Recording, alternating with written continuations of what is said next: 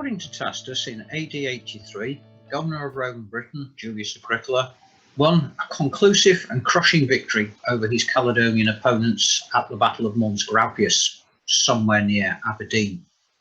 The result of that victory, as far as Tacitus was concerned, was that Britain had been completely conquered. Of course, he then goes on to say that the jealousy of the current emperor, Domitian, took the fruits of victory away from Agricola. And we get this lapidary phrase in the histories, Perdamita Britannia, et stati missa. Britain was completely conquered and was immediately let go. Certainly, some 20 years after the Battle of Mons Graupius, the Roman Empire had withdrawn to more or less the line that Hadrian was to build his wall on. And we need to ask the question, was Britain immediately let go? Why were parts of Britain let go? Certainly, I think after the Battle of Mons Graupius, the Romans were in Scotland to stay. That was the idea. And here we can see the infrastructure they put down, including a new legionary fortress, no less, right on the new frontier line, Inchtooth Hill, just north of the River Tay. It formed part of a line of auxiliary forts. You can see those running down there circled in green. These were placed at the entrance to the various valleys running up into the Highland Massif in the northwest of Scotland. They're often called glen blocking forts, but of course they could easily have been jumping off points for pushes up those valleys into the Highland Massif rather than guarding against incursions from those valleys down into Roman territory. The most famous of them, although don't be fooled by the archaeology, it's nowhere near as good as it's sometimes presented in secondary sources, is the fort at Fendoch. And then there's this strange line of watchtowers known as the Gask Ridge, which lies behind this line of forts, whatever their purpose was. That doesn't look like a temporary arrangement. That looks like a new edge of the Roman Empire.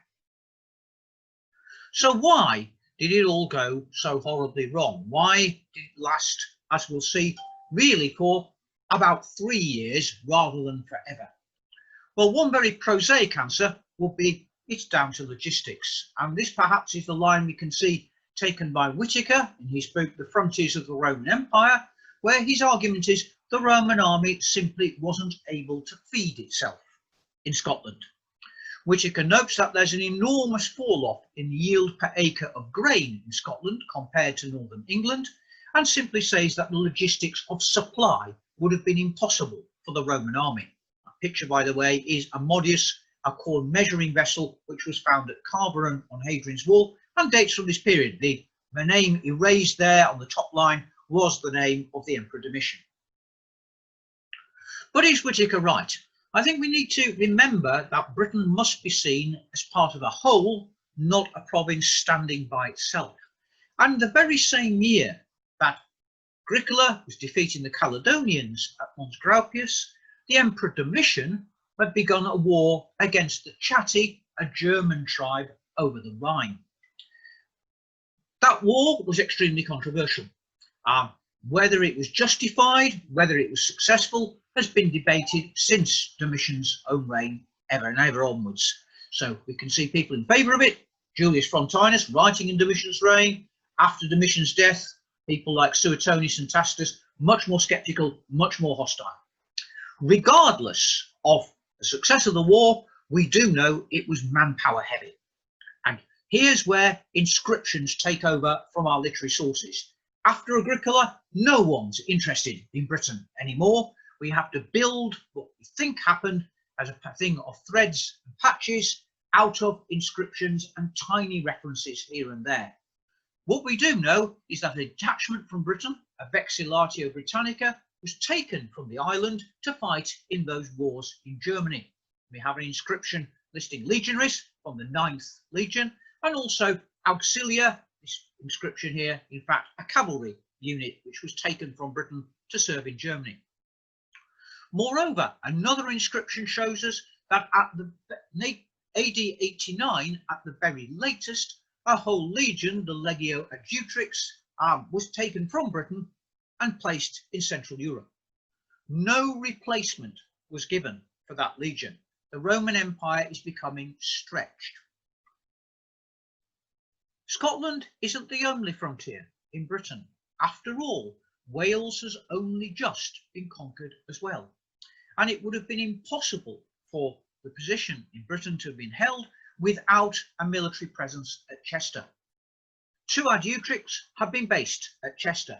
We can see that from a series of inscriptions found there.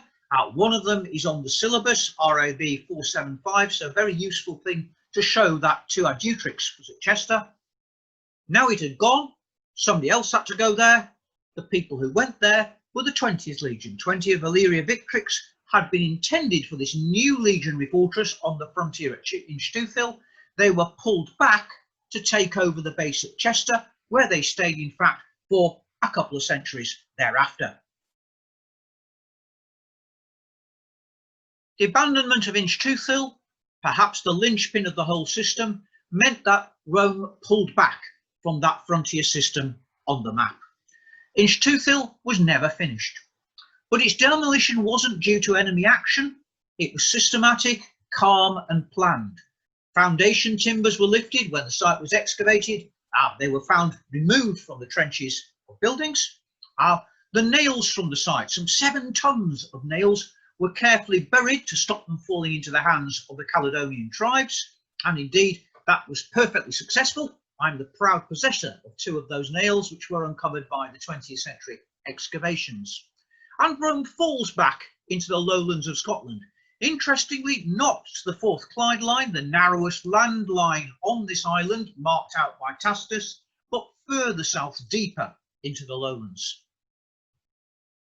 Before we look at that, here's the proof about Inchtoothill. When we look at what was excavated, we can see that the HQ building, the Principia, is far too small for a fort of this size.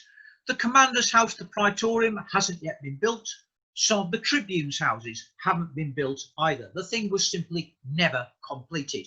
And the last coins there are from AD 85, 86. So that's probably the time, some 3 years only after the Battle of Mons Graupius, when this was given up.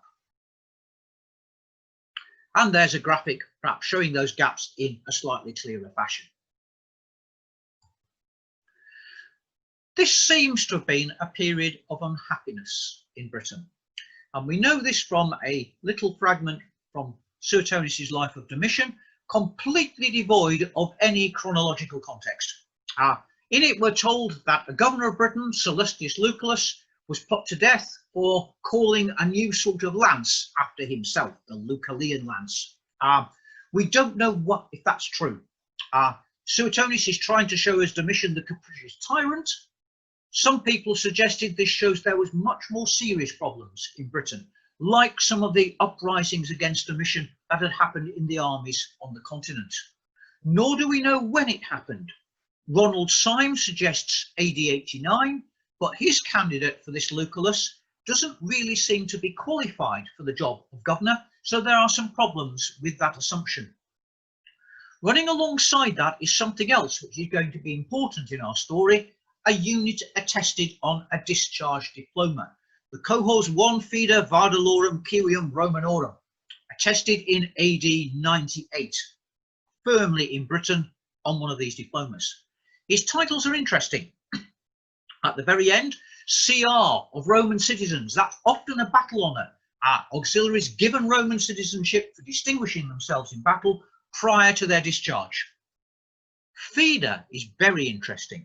We wouldn't expect that title before the group of people out of whom this cohort was formed.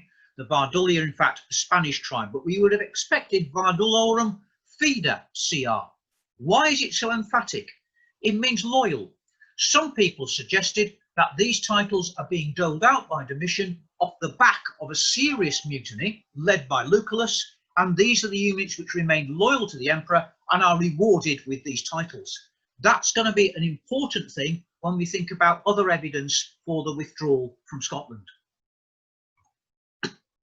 Well, what Rome does is she pulls back and retrenches in the lowlands to the north of the Cheviot Hills. A lot of forts at this time were rebuilt. They've been put down by Agricola. They were modified and in 2 cases in particular made very much bigger. The key sites are Newstead, and I think that is the absolute key site, near Melrose, some 14 acres in size, And then there's Dalswinton near Dumfries at 9 acres in size. If we remember that the average auxiliary fortress is only 5 acres in size, you can see these are very substantial structures indeed. And they show that there is a desire to hold the lowlands. Tacitus may have been right about Britain being let go, but it certainly isn't immediately let go. There is an attempt to hold on to some of the areas that Agricola had conquered. And here are those two sites on the map, ringed for you, and I've also put Corbridge in there down just south of Hadrian's Wall, so we can have some sort of geographical orientation. The key to all of these forts seems to have been the one at Newstead, Tremontium, the place of the 3 peaks. Those 3 peaks are the Eildon Hills, and as you can see, they are a very prominent part of the local landscape. This had been a fort built by Agricola. It was now rebuilt completely and enlarged. It came with all mod cons. There's a small amphitheatre by the fort, probably the most northern amphitheatre in the Roman Empire. It was on the River Tweed. The Romans like to supply their forts by river when they can, and indeed parts of a steering oar were found at this site. We don't know what the garrison was. The size of the fort suggests there may have been more than one unit, in fact, involved at this time. What we can say is there were definitely cavalry units here. How do we know that? Because of the stuff they've left behind. 3, as you can see, absolutely gorgeous parade helmets, left abandoned and found in pits, but nonetheless good evidence that we've got cavalry at this site. And the whole set of excavations from Newstead, done by James Curl, quite old now as you can see, but remarkably readable, you can get hold of as a PDF on the internet, and there's the URL. But that, of course, wasn't the end of it. After falling back perhaps in the mid-80s, late 80s, there's then another retreat back to the line of more or less Hadrian's Wall. The date this happened isn't clear. Maybe around the end of the 1st century AD, maybe a little later at the beginning of the 2nd century AD. Just as the first retreat seems to have been determined by problems on the continent and the need for soldiers in the central part of the Roman Empire, that's probably true of this pullback as well. These retreats seem to be connected with Domitian's later campaigns, the so-called 2nd and 3rd Pannonian Wars, and maybe even connected with Trajan's Dacian Wars. At Newstead, we find traces of burning, there are skulls, and there are pits with damaged kit in them, like the 3 helmets that we've seen. Also, perhaps worth remembering that quite soon in the 2nd century, the 9th Legion seems to be withdrawn from Britain. It's last attested at York in a good inscription, which gives a firm date of 107-108, and is never heard of again. Probably goes to Holland to take the place of the Legion, which has gone on to Dacia. Again, the Roman Empire is being stretched. There simply aren't enough soldiers to go round, and Britain is the least of the emperor's concerns. Is this voluntary then entirely? Perhaps it is. Or could it be forced as well? After all, the Caledonian tribes had seen Rome retreat once. Now they looked like they were retreating again. Perhaps they decided to give them some gentle encouragement and push them out and further south. So there could be a combination of these two things. Is that right? Well, some people are sceptical. So the archaeologist W.H. Manning, for example, looks at this evidence and says there's no good evidence for hostile activity. He argues that fires were a standard practice when forts were abandoned, citing Tacitus for forts being burnt at the beginning of the Batavian Revolt. But again, interesting, of course, the Batavian Revolt is an emergency in itself. So fire there wouldn't be a standard procedure. It didn't happen at Inch-Tooth-Hill. Maybe there's better arguments about the pits. And what Manning says is, look, the pits at Inch-Tooth-Hill, pits with the nails, were done deliberately to hide things. They weren't destroyed or lost in that through enemy action. Why not the same at Newstead? And moreover, he says, look at the bones. Interesting that we've got skulls, but we don't have much in the way of long bones. Could, in fact, these skulls be military trophies again buried to hide them rather than be at people killed by enemy action. And in recent years, the discovery of this tombstone of Insus Trevoran at Lancaster perhaps helped Manning a little bit. Here we can see Insus, Roman cavalryman, proudly riding back from battle, having taken a head in that battle. And there you can see him holding the head of his fallen foe in his hand underneath his sword. The inset there showing the detail. So that's certainly possible at one level, albeit you might think carrying a skull away is not going to be that particularly arduous, so why would you bury it in a pit? And there is other evidence which perhaps suggests there is trouble. Now, this evidence is all epigraphic, and some of that epigraphy comes from diplomas, and that's what we'll have to look at. So perhaps our best evidence is an inscription, sadly, amazingly, now lost. AE 1951, number 88, found in North Africa. It's the life of a man called Julius Carus. And we're told that when he was in command of the second partially mounted cohort of Astures, he was given awards for bravery in a British war, a Bellum Britannicum. From other inscriptions, we know that cohort was in Germany in AD 89, but it was in Britain by AD 105. So there we can see that this award probably falls right in the middle of the period that we're talking about. So there's evidence for a Bellum Britannicum at this sort of time, evidence perhaps that this retreat was as much forced as voluntary. We can add to that evidence from a diploma. Here is another unit, the first cohort of Cugurni, a pro-Roman tribe from near Santon on the Rhine. We know that this unit was in Britain in 103 AD. We also know from another diploma that it was still in Britain in AD 122. But interestingly, it's been augmented. Now, rather than just being one Cugnagorum, it's one Ulpia Triana Cugnagorum Civium Romanorum. And the bits in purple there are titles. They look like they're awards for bravery. And given that the titles weren't listed on the first diploma, although diplomas don't always list all titles, so there is a bit of a problem there, it looks, doesn't it, as if this award falls firmly in our period as well. Certainly we can say it comes before 117 when Trajan dies, because we certainly wouldn't have the name of that emperor being used were it for the following emperor, Hadrian. Another unit which perhaps shows there's trouble is the Alla Petriana. Very famous inscription, of course, with a wonderful carving of standard bearer over the top of it, Candidus at Hexham. Comes from Corbridge originally. Well, this unit too might have become Civium Romanorum by AD 98. It's certainly in Britain, it's certainly on a diploma from that date, but the diploma is damaged, and it would be a little bit daring to suggest that that is what we put in the gap. But certainly by AD 122, where there's another diploma, CR is firmly there, and it's not a restoration at all. Interestingly, the unit is also attested on the tombstone of one of its commanders, this man called Camurius Clemens, and there it's Roman citizens, but also awarded torques, a sort of Roman medal, 2 times. From the other units Camurius commanded, we know that he cannot have been the commander of this unit, the Alla Petriana, before AD 107. If we add that then to another stone from Carlisle, we can see that the unit there is Roman citizens.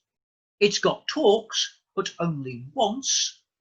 And that suggests perhaps that we've got 2 awards for bravery here. One after 107 that Camurius tells us about, but one before 107 where maybe we get the Civium Romanorum and we get the torques for the first time. So again, some evidence of quite serious fighting in Britain at this time.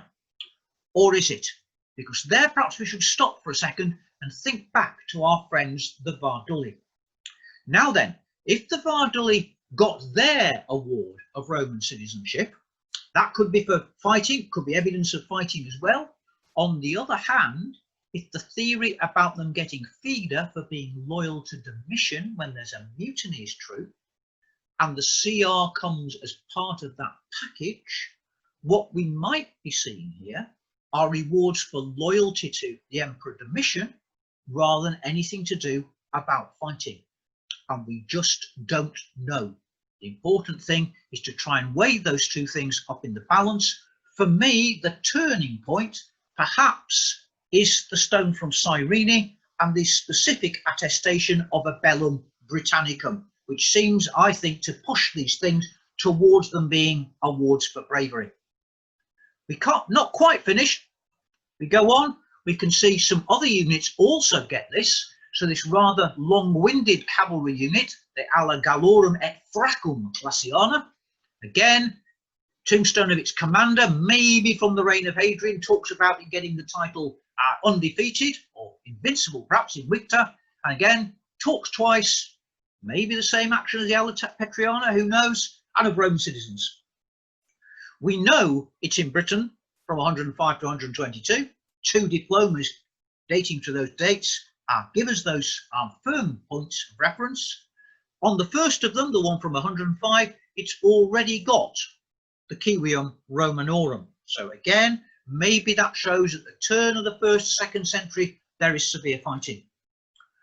On the same diploma from 122, there are two other units, one cavalry unit, one Vacontii you can see there, and one infantry unit, the Afri, who also have this grant of Roman citizenship. Once again, there's that question about Domitian. Did Domitian give them this for loyalty rather than for prowess in battle? Also, neither of these units is attested before anywhere, so we don't know anything of their history, and for all we know, they could have picked up that award in quite different parts of the empire. So we have a puzzle, but I think by and large, the bulk of the evidence, the stuff at Newstead, the inscription from Cyrene, these awards on diplomas show us that Rome had to fight her way out of Scotland at the end. But presumably that meant she wanted to hang on to it. So Tacitus is wrong, isn't he? Britain perhaps wasn't completely conquered, so that's one problem with his account. And it certainly wasn't statim Misa. It was Misa, but Rome fights and tries to hang on to the lowlands and doesn't simply abandon them immediately they've been taken.